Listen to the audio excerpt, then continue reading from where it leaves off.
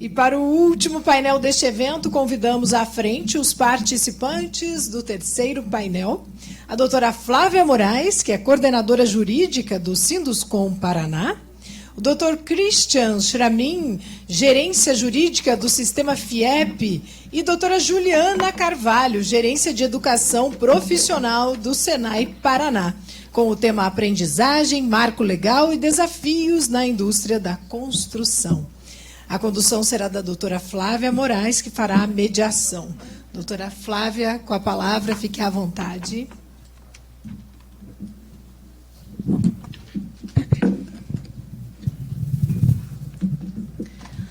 Olá, então, bom dia a todos. Inicio cumprimentando todos os presentes e também aos participantes virtuais. E já gostaria aqui de reiterar o registro feito pelo nosso presidente, Rodrigo Assis, de grande satisfação do Sinduscom Paraná em promover esse evento aqui na sua casa, com a CEBIC, com o apoio da OAB Paraná, da ADM Paraná, do CICEPOT Paraná e da FIEP, com temas tão relevantes aí para o mundo do trabalho, com debates riquíssimos, como pudemos ver aí nos últimos 3 painéis, e também agradecer aí a presença, a participação do Dr. Christian, né, da gerência jurídica do Sistema FIEP, e da Juliana Carvalho, que é da gerência de educação profissional do Senai Paraná, para abordar um assunto que é tão desafiador para o nosso setor da construção, que é a questão da aprendizagem profissional. Bom, como sabemos, a legislação trabalhista ela estabelece uma cota para a contratação de aprendizes, ou seja, ela estabelece que todas as empresas, independentemente do ramo de atividade, devem empregar e matricular nos cursos de aprendizagem, né, o curso do Senai, no caso, aprendizes em número, no mínimo, de 5% e no máximo de 15% dos trabalhadores existentes em cada estabelecimento, cujas funções demandem formação profissional. E o contrato de aprendizagem, ele é um contrato de natureza especial, em que o empregador ele vai contratar o maior de 14 anos e o menor de 24 anos, se comprometendo aí a dar uma formação profissional, técnico, metódica, de forma a garantir o desenvolvimento profissional, moral e psicológico desse aprendiz. E aí que começa o grande desafio da indústria da construção.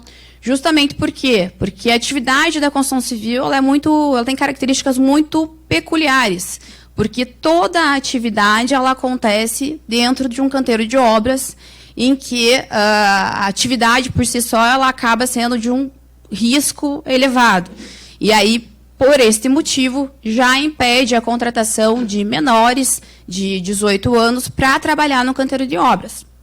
Então, desta forma, a contratação, o emprego do aprendiz, ele acaba ficando restrito, na grande maioria das vezes, à atividade administrativa das empresas, ou então, para aqueles maiores de 18 anos, quando, né, há interesse por parte dos candidatos.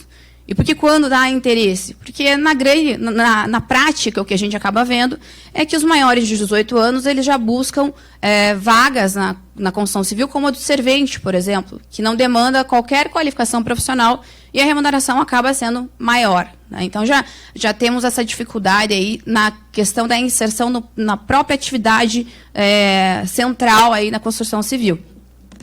E a situação complica ainda, porque o servente, esse mesmo que a gente fala, que não demanda qualquer qualificação profissional, ele é considerado pela Classificação Brasileira de Ocupações, pelo Ministério do Trabalho, no cômputo, né, da base de cálculo da cota para aprendizagem. Ou seja, ele entra na cota da aprendizagem, elevando aí, consideravelmente o número de aprendizes a serem contratados.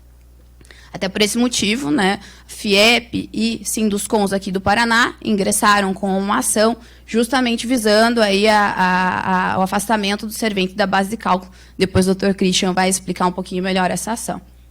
E para complicar ainda, a situação da construção civil, a gente não pode nem negociar isso em convenção coletiva, porque as decisões judiciais já anulam essas cláusulas, né? Enfim, então o cenário é bastante desafiador e então esse painel, a ideia é a gente trazer, dividir em duas partes. Na primeira parte, trazendo aí os aspectos legais da aprendizagem e aí considerando, né, que esse ano nós tivemos uma novidade, houve uma medida provisória que acabou não vingando em relação ao tema da aprendizagem, mas na mesma época foi editado um decreto que permanece em vigor e aí tem algumas questões, né, a serem discutidas sobre a sua aplicabilidade. O Dr. Christian vai apresentar. E, na sequência, a Juliana, do Senai, vai apresentar aí as soluções que o Senai traz para a questão de como inserir o aprendiz na construção civil. Bom, então já passo a palavra para o Dr. Christian, que terá o tempo aí de exposição de 15 minutos. Por favor, Dr. Christian. Bom, boa tarde, bom dia, quase boa tarde já a todos, né? Estamos aí com o horário já um pouco avançado, né? Quero cumprimentar a doutora Flávia, agradecer o convite para a doutora Flávia, para o presidente José Carlos, para o presidente Rodrigo Assis, também pela oportunidade de estar participando aqui desse painel. Já tivemos várias apresentações e discussões profícuas na manhã, até esse adiantado da hora demonstra o quão foi interessante, né? Quanto foram debatidos os assuntos já nos painéis que nos precederam. Eu vou então apresentar para vocês um pouquinho só desse cenário, como é que está o cenário atual vamos dizer, um marco legal da questão da aprendizagem. Vamos ver se eu consigo apresentar aqui. Aí, para variar, eu estou me batendo um pouquinho aqui, né? Então eu vou me basear pelo que está aqui atrás, já atrás na exposição. Enfim, a questão do marco legal trabalhista, o que nós temos de base legal aí que regulamenta a questão da aprendizagem hoje em dia? Nós temos a base que está lá na CLT, no artigo 428 e seguintes, e aí a gente tem a regulamentação da aprendizagem no decreto 9579 de 2018. Que, de novo, não é um decreto que só trata da aprendizagem. Ele vai tratar de várias questões relacionadas aos jovens e adolescentes e junto à questão profissional, que é a regulamentação da aprendizagem. Nós temos a portaria do Ministério do Trabalho e Emprego, ficou até invertido ali no slide, a portaria 671 de novembro de 2021 e a instrução normativa número 2 de novembro de 2021, que fazem parte daquele marco infralegal trabalhista que foi feito no ano passado, né? Foi feita uma revisão de toda a legislação infralegal. E aí, esse ano, a gente tem a movimentação toda, que foi a medida provisória número 11.116, que foi publicada em 4 de maio de 2022, que ela instituiu o programa Emprega Mais Mulheres e Jovens. Então, essa medida provisória ela era dividida em duas partes. A primeira parte toda envolvendo a empregabilidade da mulher, a questão das gestantes e afins, e a segunda parte regulamentando, então, alterando vários dispositivos da aprendizagem na CLT. Qual é o problema? Essa medida provisória foi publicada em 4 de maio, ela teve sua prorrogação, né, vigorou pelos seus 60 dias, prorrogados por mais 60, só que o Congresso Nacional não aprovou esta parte da medida provisória. Ela foi aprovada, foi convertida na Lei 14.457, agora do dia 21 de setembro de 2022, só aprovando a primeira parte, que é o Emprega Mais Mulheres. E a parte de aprendizagem ela foi toda suprimida do texto, segundo o que a gente apurou e tal, de fundamentos do Congresso Nacional, porque já existem outros projetos de lei que instituem o Estatuto do Aprendiz e que estavam com audiências públicas, estavam em discussão no Congresso, então o Congresso optou por simplesmente não aprovar agora a medida provisória e deixar essa matéria para discussão nesses outros projetos de lei. Qual é o problema? Né? Junto com a medida provisória, foi publicado o decreto 11.061, também em 4 de maio de 2022, alterando o decreto 9579, já aplicando ao decreto essas alterações da medida provisória. Só que o que acontece? A medida provisória caiu e o decreto não caiu. Então a gente está com um decreto meio capenga, né? Porque, vamos dizer, a gente tem situações que estavam diretamente vinculadas à medida provisória, como a gente tem situações do decreto que não fazem parte da medida provisória. Então a ideia vai ser a gente dar uma uma apresentação para vocês aqui. O que a princípio se mantém vigente com o decreto e o que provavelmente vai ser alterado, o que algumas partes obrigatoriamente vão ter que ser alteradas desse decreto. Segundo o que a gente está tentando apurar em Brasília e tal, deve sair um novo decreto agora, revogando este e publicando, vamos dizer, novas alterações, aí, fazendo esses ajustes. Só que aquela história, quando isso vai sair, a gente não sabe. Né? A gente está em ano eleitoral, em plena campanha, né? Pelo menos temos mais uma semana ainda aí, não sabemos se mais uma semana ou vamos ter ainda mais um tempo ainda de discussão eleitoral, então a gente não sabe quando isso vai sair, né? Já dizia o estadista alemão, o barão von Bismarck, né? A população mundial dormiria melhor se não soubesse como são feitas as leis e as salsichas, né? Então a gente fica com esses problemas agora aí que ficam nesses meandros da legislação. Vamos passar para o próximo slide aqui, deixa eu ver se eu consigo. Bom, vamos lá, para o próximo slide. Então, aqui, vou mostrar para vocês um pouco de como estava e como ficou com a publicação desse decreto novo. Bom, primeiro ponto seria que a fase teórica só podia ser feita nas entidades formadoras. Vamos dizer, pegando o nosso exemplo aqui, só poderiam ter as aulas teóricas dentro do Senai, e com o decreto novo, ele já amplia essa possibilidade de que tenham algumas aulas que possam ser ministradas já direto nas empresas. Tá? Isso... E já tratando para vocês, esses primeiros slides aqui, eu entendo que são situações que permanecem aí com o novo decreto e não estavam dependendo das alterações da medida provisória. A divisão entre a carga horária de teoria e de prática dos contratos de aprendizagem, lembrando, né, que o contrato de aprendizagem ele vai compor tanto a parte na empresa como a parte na entidade formadora. Né? É aquele conjunto de teoria e prática. Na versão anterior do decreto, a gente tinha uma limitação de no mínimo 30% e no máximo 50% da carga horária total do contrato poderia ser de teoria. Na parte nova agora do decreto, essa carga horária pode ser de no mínimo 20% ou 400 horas, o que for maior. Eles fazem um ajuste aqui nessa distribuição de carga horária. Outro ponto aqui que daí vai impactar diretamente. Atualmente a empresa escolhe qual curso o aprendiz vai realizar e o exemplo na construção civil, por conta dessas peculiaridades de ter canteiro de obra e tudo, esses aprendizes acabam indo todos para a área administrativa. Então vão trabalhar lá em curso de auxiliar administrativo e tal, e vão lotar os escritórios das construtoras. Agora, pelo que está no decreto, isso não vai mais ser possível. Ele depende ainda de uma regulamentação do Ministério do Trabalho, mas esta matéria agora teria que ser proporcional aos cargos existentes da empresa. A gente não sabe ainda como eles vão regulamentar isso, mas a ideia é tentar pulverizar esses aprendizes, não só, vamos dizer, na área administrativa, mas em todos os demais setores da empresa. O como fazer isso é que também a gente está esperando como é que vai vir a regulamentação. E aqui um ponto bem importante, isso tinha surgido já na Instrução Normativa 146 de 2018, que acabou sendo revogada, e estava lá já na Portaria 671, é que o tempo de deslocamento do aprendiz entre a empresa e a entidade formadora tinha que estar incluído no contrato de trabalho. Então vamos imaginar, o aprendiz faz 4 horas pela manhã na empresa, faz 1 hora de intervalo e faz mais 4 horas de formação profissional na entidade formadora. Se ele demorasse meia hora para se deslocar da empresa até a entidade formadora, essa meia hora deveria estar constando do contrato. Então significava que ele ia, por exemplo, ele poderia fazer 3 horas e meia na empresa de manhã, mais aquela meia hora de deslocamento sendo remunerado, faria 1 hora de intervalo e aí faria depois as 4 horas na entidade formadora.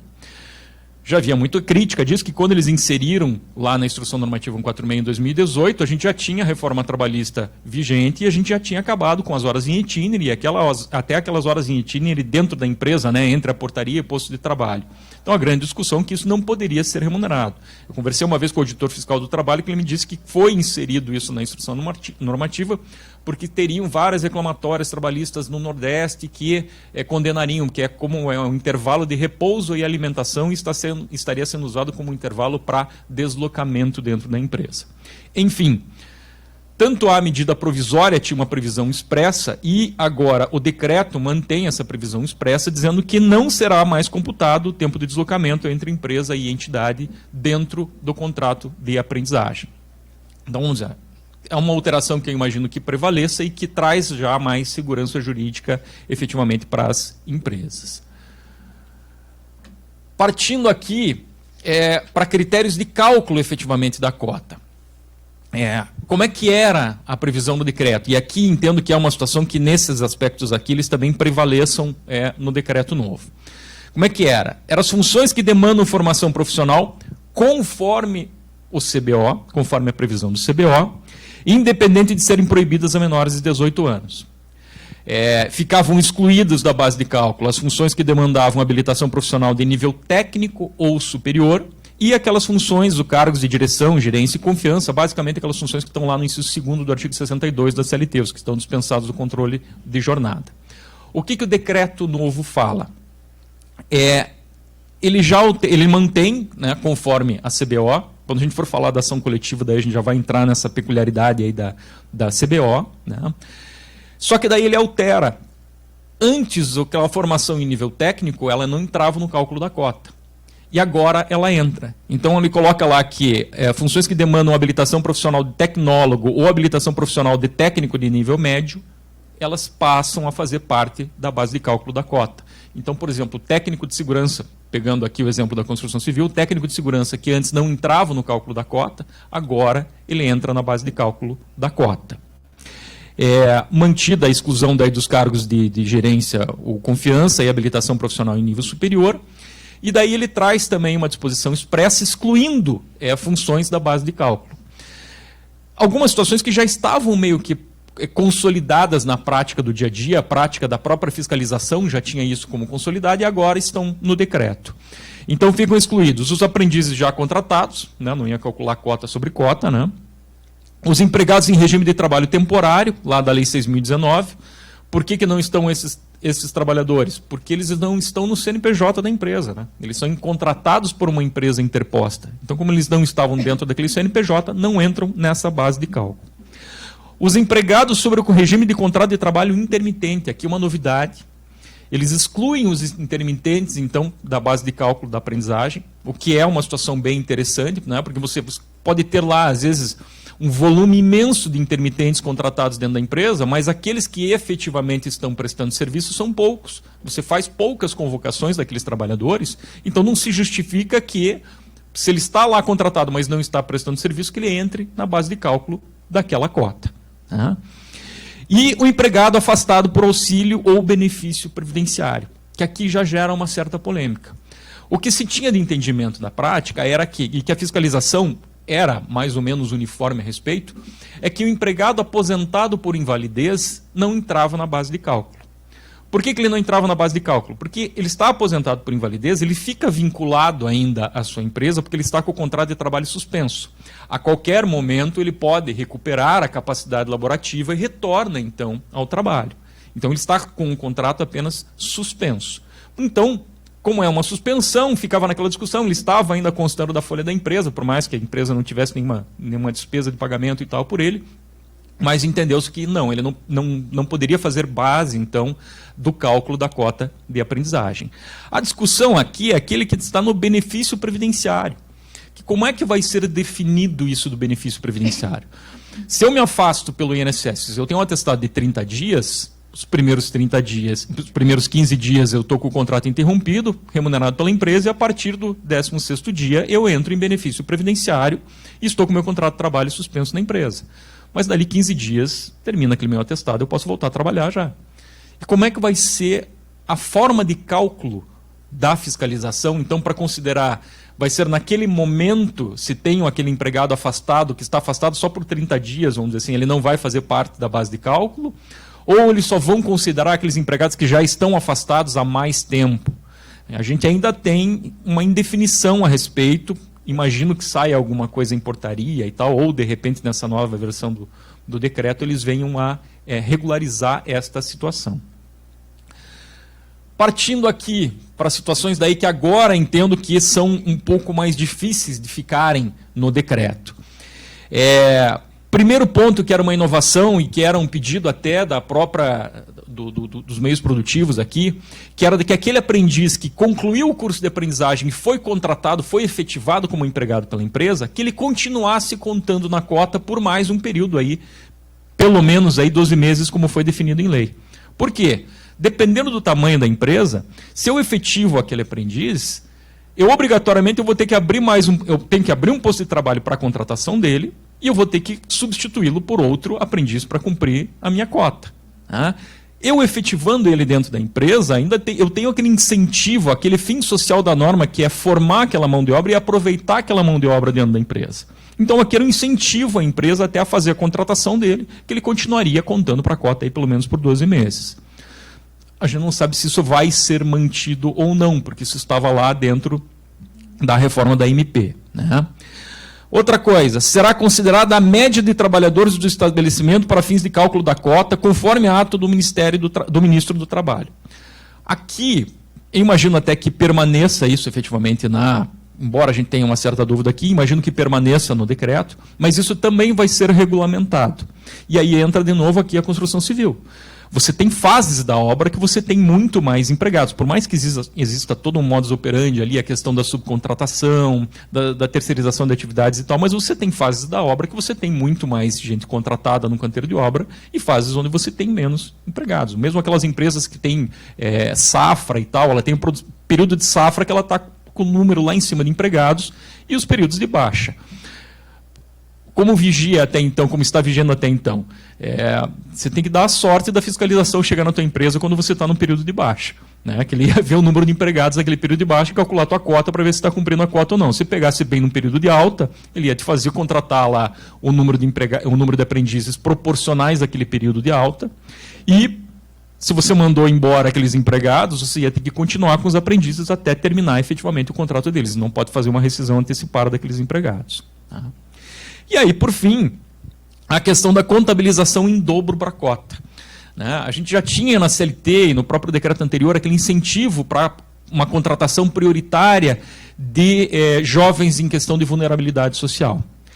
O que fez a MP e o decreto? Ele deu um incentivo a mais para as empresas. Por mais que antes ela não tinha uma obrigatoriedade, ele tinha só ali uma preferência para que fossem contratados esses jovens, agora ela deu um incentivo para a empresa.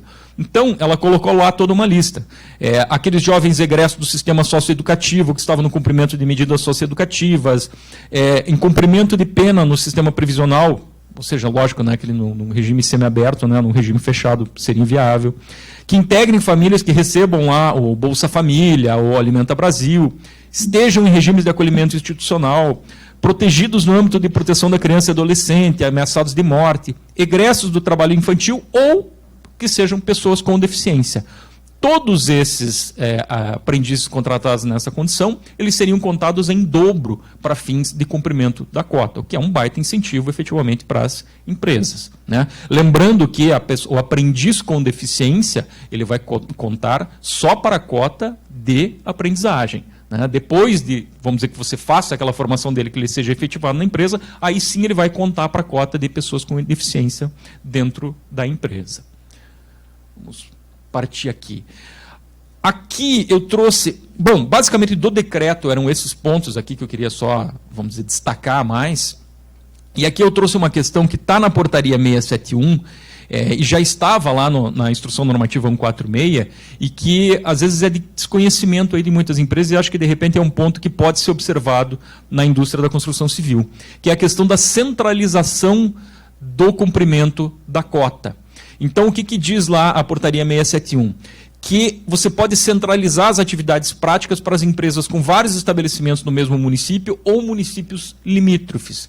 A condição só é que não gere prejuízos ao aprendiz e que haja concordância da entidade formadora. Então, vamos imaginar uma construtora que aqui, Curitiba e região metropolitana, que são os municípios limítrofes aqui, ela tem lá, vamos dizer, vários canteiros de obra que estão lá distribuídos aqui pela cidade. Ela pode centralizar a cota de aprendizagem de cada uma dessas unidades, pode centralizar na sua sede, por exemplo. Hoje, considerando que todo mundo acaba indo para a área administrativa, eu poderia centralizar a contratação desses aprendizes para que todos trabalhem na sede da construtora, tá? Sem nenhum problema, isso sem necessitar autorização do auditor fiscal do trabalho e nada. Quando são municípios que não são limítrofes, então vamos imaginar que a gente está aqui em Curitiba e daí ela tem uma obra em Londrina e uma obra lá em Cascavel. Sendo municípios não limítrofes, aí é necessário uma autorização do auditor fiscal do trabalho para que seja feita, então, essa centralização de atividades. Isso está também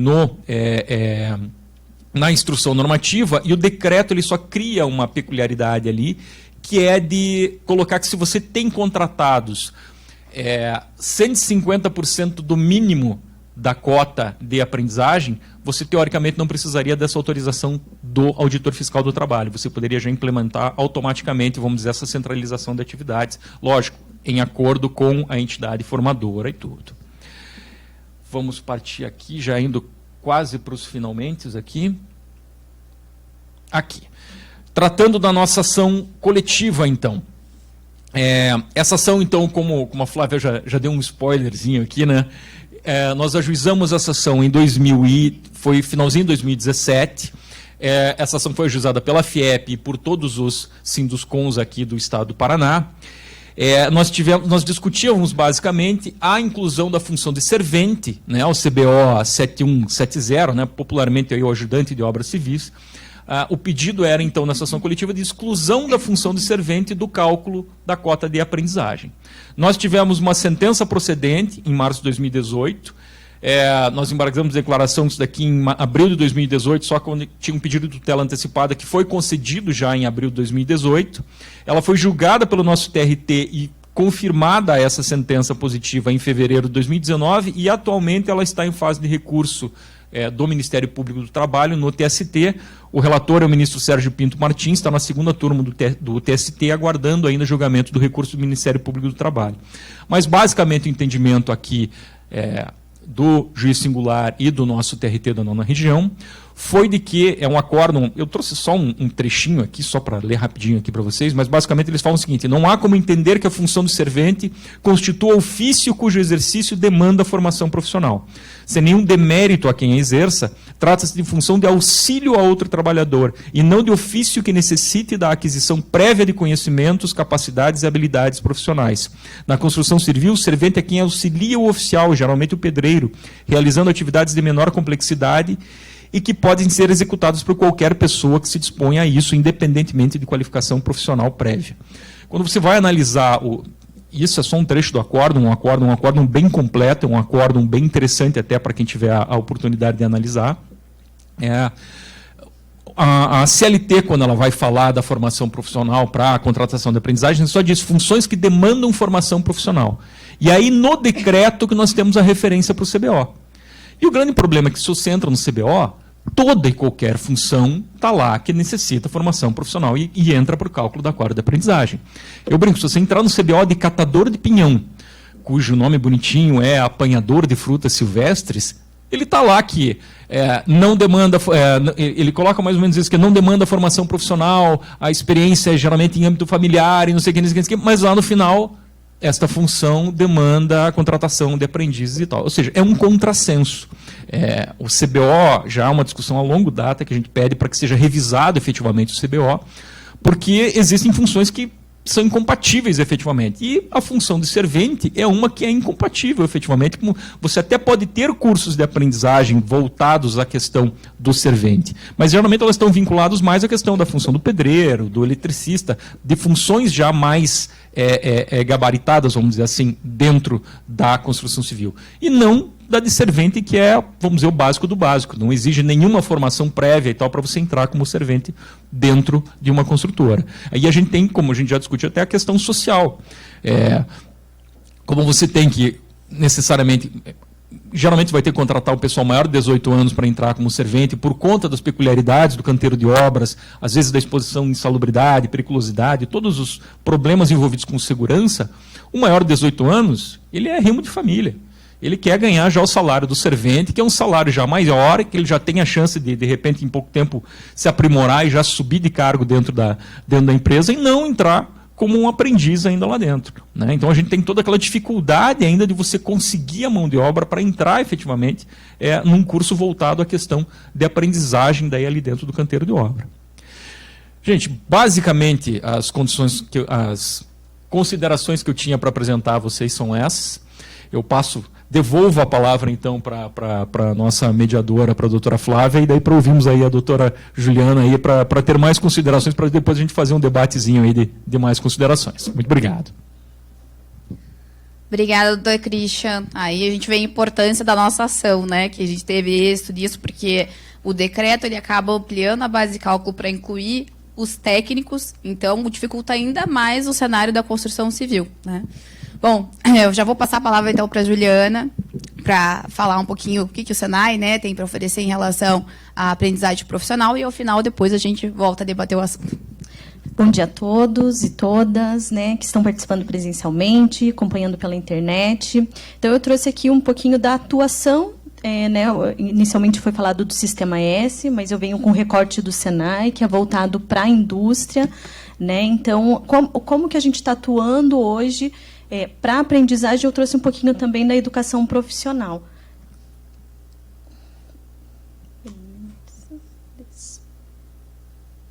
Bom, vou começar com esse aqui. Então, apresentando um pouquinho, nós temos, né, 79 anos de atuação dentro do Estado do Paraná. Como diz o nosso nome, Serviço Nacional de Aprendizagem Industrial. Eu venho falando como entidade formadora hoje aqui. O nosso foco é de formar, né, a mão de obra e para a indústria. Falando da aprendizagem específica, hoje nós temos ali aproximadamente 11.500 alunos, aprendizes na modalidade de aprendizagem. Nós trabalhamos normalmente com uma meta anual de 13 mil, já chegamos a atender 16 mil aprendizes no ano. E o nosso portfólio de atendimento, ou seja, os nossos cursos de oferta são voltados para o segmento industrial. Então, são cursos como soldador, né, cursos como pedreiro, voltado ali para uma ocupação. Temos também uma atuação na gestão, né, onde é realmente a maior concentração hoje de contratações dentro das empresas, seguido pela metalmecânica, mas o nosso esforço é de atender realmente cursos que formem esses jovens e para que a indústria possa estar, talvez, aproveitando essa formação e depois efetivando esses jovens. Então, aqui, né, um recorte para a aprendizagem, que a gente veio falar hoje, mas falando um pouquinho de educação profissional, então, essa atuação do Senai, nós temos ali na formação inicial, que é um primeiro contato desse jovem com o mundo do trabalho, com uma formação, né, profissional, a aprendizagem e a qualificação, tanto é que o curso de aprendizagem ele é uma qualificação, o certificado desse jovem ele sai como qualificação, e existem alguns critérios, né, o doutor Christian já falou um pouquinho ali. Então, nossos cursos hoje todos têm um mínimo de 400 horas, né, o mínimo, e aí vai dependendo da qual é a formação necessária para esse jovem, a gente vai aumentando essa carga horária de acordo com as capacidades e competências técnicas que a gente precisa desenvolver nesse jovem. Um pouquinho da aprendizagem, na necessidade ali do vínculo empregatício, o recorte de idade, né? Então, a gente ouvia muito o menor aprendiz, hoje é o jovem aprendiz, por essa extensão ali da idade, né? Temos cursos presencial, EAD, lógico, seguindo todo o critério legal.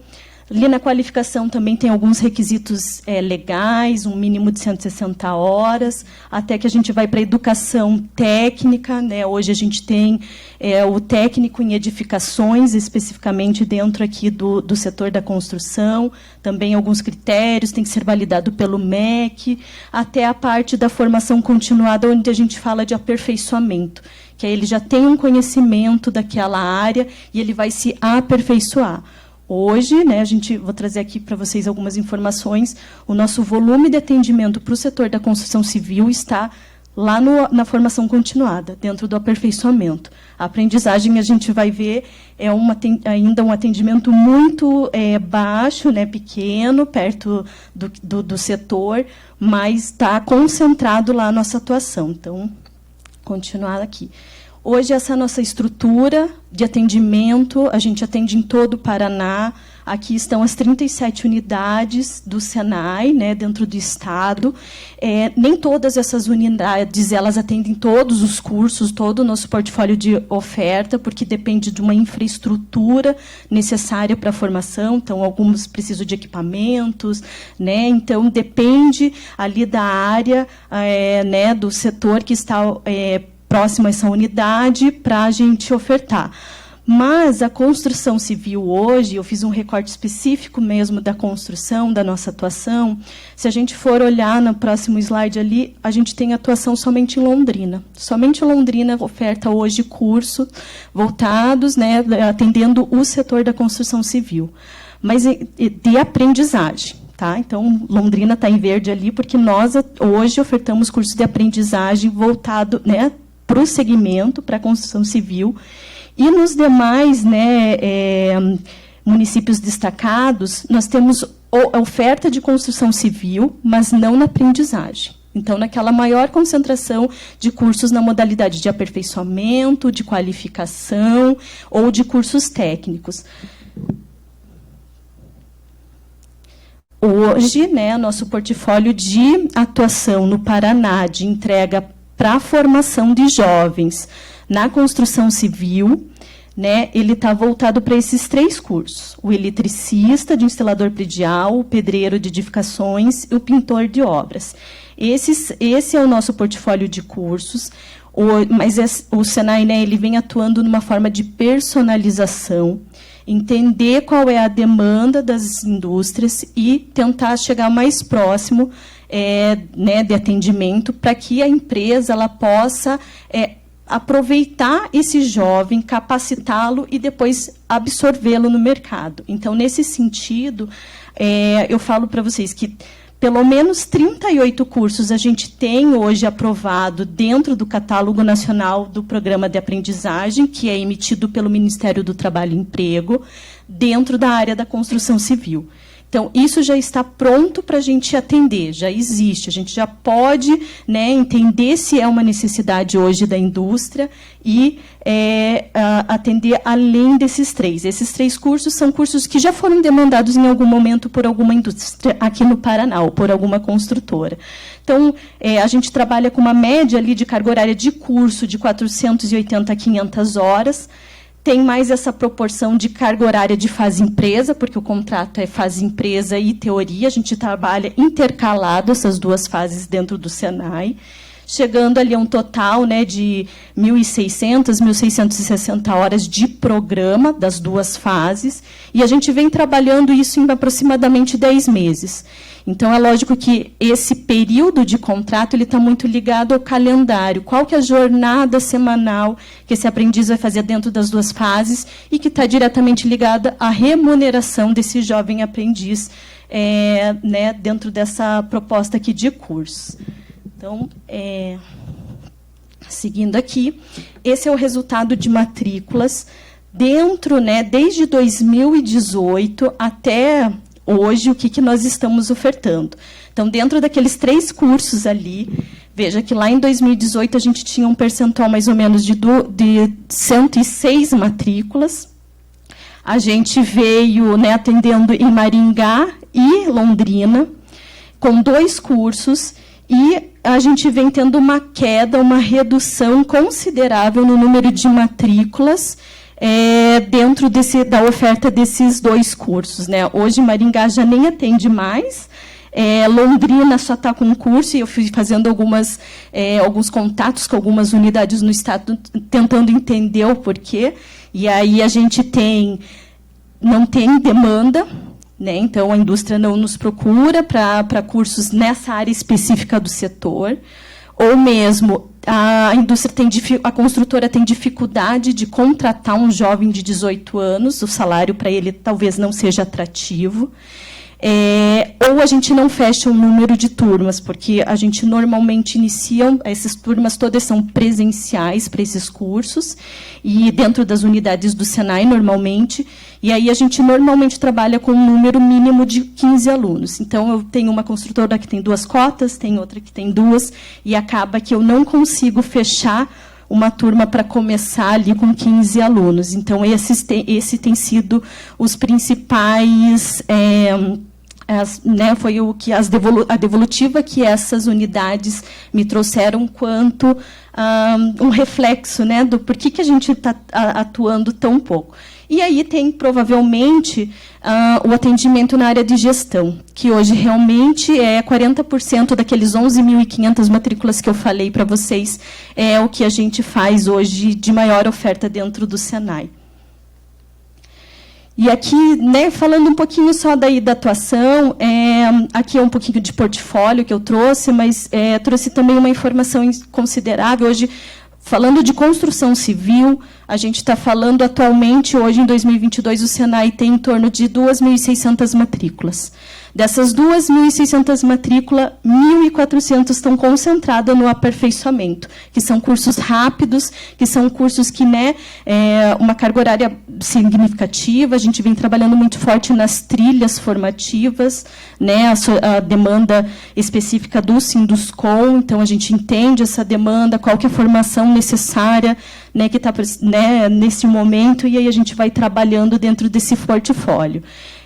Dentro dos cursos técnicos, nós temos ali aproximadamente 600 matrículas no curso de técnico em edificações, isso em estado, esses números, e a gente vem seguido ali pela qualificação de 520, mais ou menos 520 matrículas. E aí a gente tem 11 matrículas hoje somente em cursos, né, voltados para o segmento. Então, a realidade hoje, né, de atuação para o setor é essa.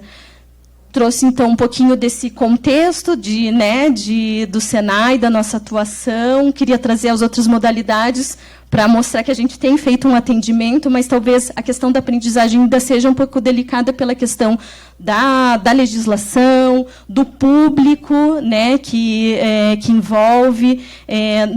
A gente entende também que a aprendizagem não tem muita atratividade e a gente vem trabalhando nesse sentido. Obrigada a todos, obrigada pela atenção, obrigada pelo convite. Doutora Flávia. Obrigada, Juliana. Bom, acho que os números do Senai só reforçam aí a dificuldade da construção civil em contratar aprendiz, justamente pela questão, né, da maioridade, né? O maior, ele já não vai procurar se matricular num curso de aprendizagem, mas sim já vai procurar uma vaga na condição de servente, enfim, né, que não demanda uma qualificação profissional. E aí, né, o que a gente vê na prática, e aí até atendendo as empresas do setor, realmente que os aprendizes eles acabam ficando restritos à área administrativa da empresa. E até o número que você apresentou, né, que ele também caiu a partir de 2018, também possivelmente tenha reflexo em relação à nossa ação, que também diminuiu a base de cálculo para a contratação de aprendizes. Enfim, é um grande desafio para o setor essa questão. E já aproveito também, Dr. Christian, dentro desse contexto, né, do que você colocou, na questão da sugestão até da centralização, né, dos aprendizes num lugar específico, a fim de cumprir a cota, 2 pontos, né? Porque, justamente, a primeira questão, a atividade da obra, ela tem toda uma natureza transitória, né? E aí, a questão desse aprendiz, quanto tempo ele ficaria dentro do prazo da aprendizagem, né? Porque uma dificuldade que as empresas têm em relação à manutenção do aprendiz acabou uma obra. E aí, tem uma obra em outra localidade que não dentro daquele município. Como é que eu vou fazer com esse aprendiz? Eu vou deslocar aquela pessoa para outra localidade? Na condição de aprendiz fica mais difícil, né? Então, tem esse ponto. E o outro ponto ainda, a questão da novidade trazida pelo decreto em relação à questão de você ter que contratar dentro de funções proporcionais ao que tem dentro da empresa, né? Como que vai ficar essa centralização, sendo que, no final das contas, a área administrativa é a que vai contar, né? Então, eu gostaria que você comentasse um pouquinho isso, como que você vê, e principalmente essa questão do deslocamento do aprendiz para outra localidade, né? Se entenderia viável, enfim. Realmente, são as dificuldades setoriais que assim, o legislador, de uma forma ampla, ele não pensa, às vezes, nessas minúcias do caminho, né? Essa questão, vamos dizer, de fazer proporcional aos cargos dentro da empresa, a gente ainda depende de uma regulamentação, o decreto fala expressamente de uma regulamentação que vai sair pelo ministro do Trabalho ainda.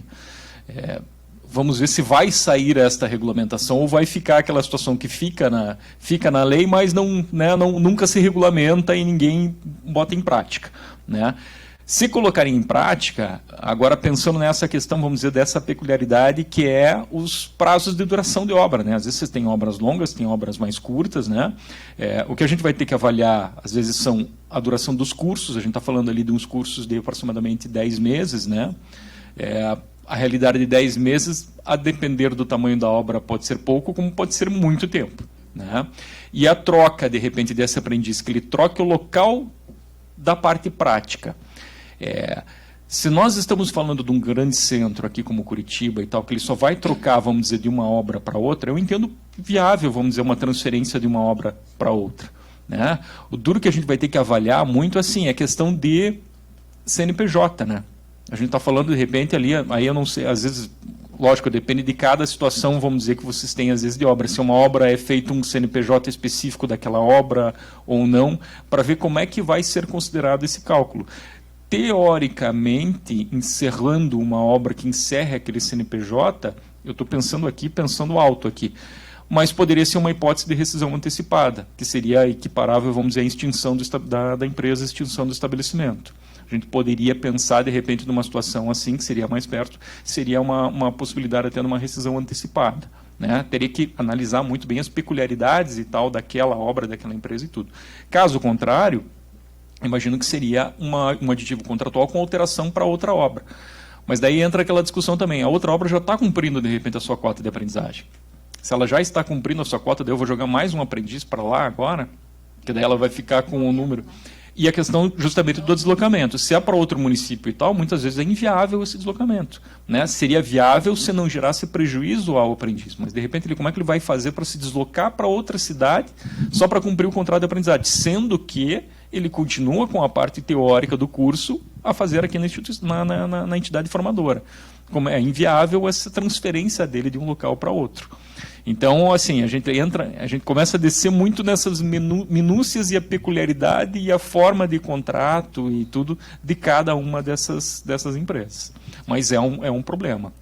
Queria complementar só, o contrato ele está muito ligado, então, a esse calendário, né, que a entidade formadora faz a partir da demanda da empresa. Então, um ponto talvez seja conversar, né, sabendo já do prazo, conversar com a entidade formadora para que ela estruture o curso dentro daquele período. Né? Então, ela vai fazer uma simulação ali inicial, né, lógico, ela tem que executar toda aquela carga horária do curso dentro do contrato. Ele tem o mínimo legal ainda nas 400 horas ainda. Exatamente, mas ela vai trabalhar ali a proporção de fase-empresa. Né? Então, isso pode ser feito, isso a entidade formadora que vai ofertar esse curso tem condições de trabalhar ali nessa oferta ali de acordo com a necessidade da construtora. Tá? Bom, também gostaria de comentar, viu uma decisão judicial do TST, recente, foi de julho, a respeito da aplicação de cláusulas, condições normativas de convenções coletivas ao aprendiz, né? Porque o decreto ele estabelece que só vão ser aplicadas as condições normativas, as cláusulas, condições, se assim expressamente previstos no próprio instrumento coletivo. E aí, uma decisão judicial da terceira turma do TST, em julho deste ano, entendeu que se aplica, inclusive, o piso salarial estabelecido pela categoria, independente de especificar a sua aplicação para aprendiz, e assim como todas as outras cláusulas da Convenção Coletiva de Trabalho. Então, a questão é qual é a segurança jurídica e como é que estão essas decisões judiciais a respeito desse tema para aprendizagem. Dr. Christian, você poderia comentar sobre isso?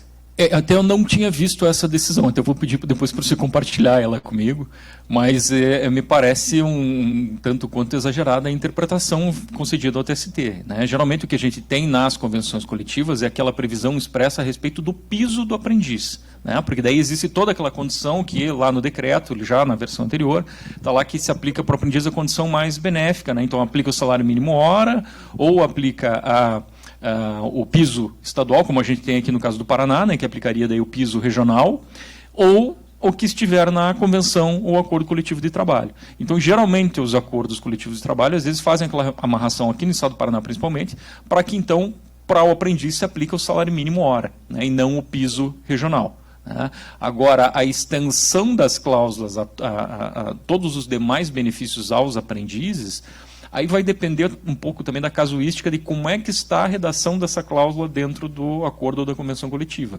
né? Geralmente ela fica um pouco amarrada ali de, vamos dizer, de concessão só do piso específico, né? E não os demais benefícios são extensíveis só aos demais empregados que não aos aprendizes. Mas até eu preciso dar uma olhada realmente nessa decisão ali para ver o caso prático ali, como é que ficou essa análise específica. Essa aqui, em especial, eu acredito que foi uma situação mais, né, que chamou atenção, porque ela acaba aplicando tudo, né? Então, não considerando aí nenhuma cláusula em específico ter a previsão ou não da aplicabilidade para aprendiz. Mas, enfim, né? Mais uma situação aí que acaba gerando uma insegurança jurídica. Bom, então acho que encaminhando aí para o final, passo a palavra para o doutor Christian para fazer as suas considerações finais e depois, na sequência, para Juliana. Não, perfeito. Eu só quero agradecer mais uma vez ao convite, a oportunidade de estar participando de todo esse debate. Eu acho que foi extremamente enriquecedor essa manhã para todos aí. Tivemos vários temas aí palpitantes aí de discussão, né, para levar as reflexões efetivamente aí para casa aí para a gente pensar sempre aí o que podemos fazer aí para melhorar e aprimorar cada vez mais o direito. Mas mais uma vez agradecer e elogiar por todo o desenvolvimento aí dessa programação de hoje. Eu também agradeço, né, a participação em nome do Senai, da Gerência Executiva de Educação. Os números não são muito animadores, mas eu reforço aqui, né, o interesse do Senai em continuar atuando, em buscar, né, um curso que seja, né, que atenda a necessidade, dentro de um período que atenda a necessidade também.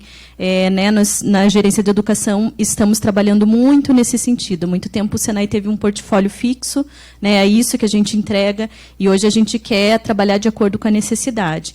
Então, gostaria, né, de reforçar que o Senai está à disposição para a gente mudar um pouquinho esses números aqui. Obrigada. Obrigada a todos. Então, encerramos esse painel e já passo a palavra para a Valquíria. Agradecemos aqui a participação dos painelistas, a doutora Flávia Moraes, o doutor Christian Schramm e a doutora Juliana Carvalho. Muito obrigada. Eu chamo aqui novamente à frente o doutor Fernando Guedes para algumas palavras de encerramento deste evento.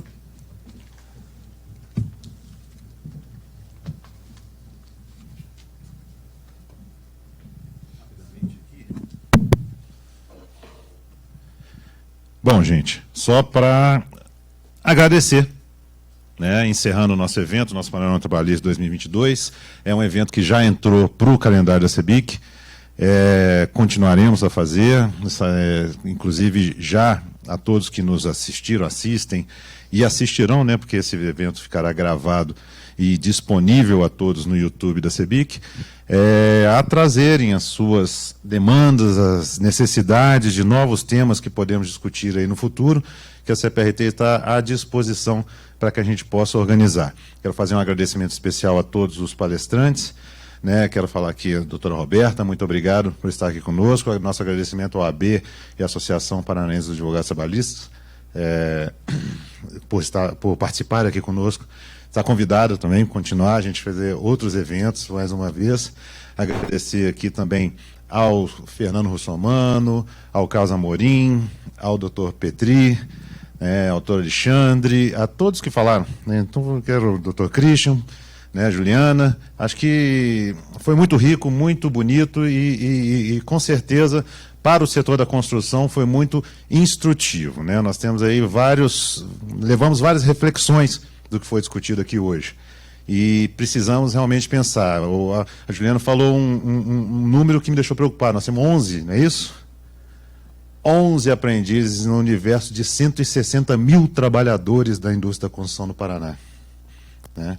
Então, realmente, a gente precisa, de fato, debater, buscar soluções, colocar os desafios e encarar isso de frente para que a gente possa adequar, não digo mudar a realidade para cumprir exatamente, porque a gente está vendo, está claro que não é possível cumprir, né?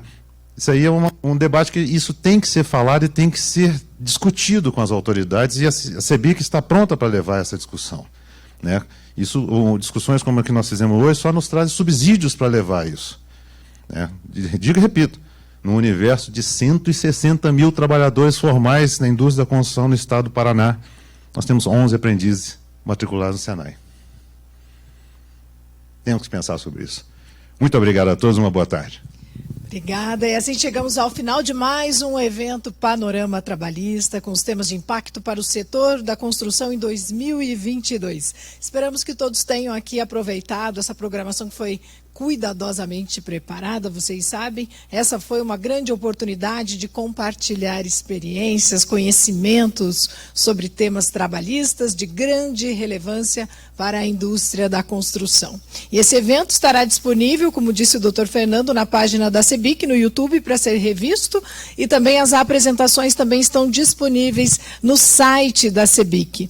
Agradecemos a todos vocês pelas participações presenciais, portanto, e também a audiência dos que nos acompanharam virtualmente nesta manhã também. Uma ótima semana, o meu muito obrigada também para vocês e obrigada por estarem aqui conosco até agora. Uma excelente tarde, uma salva de palmas para todos vocês. Parabéns.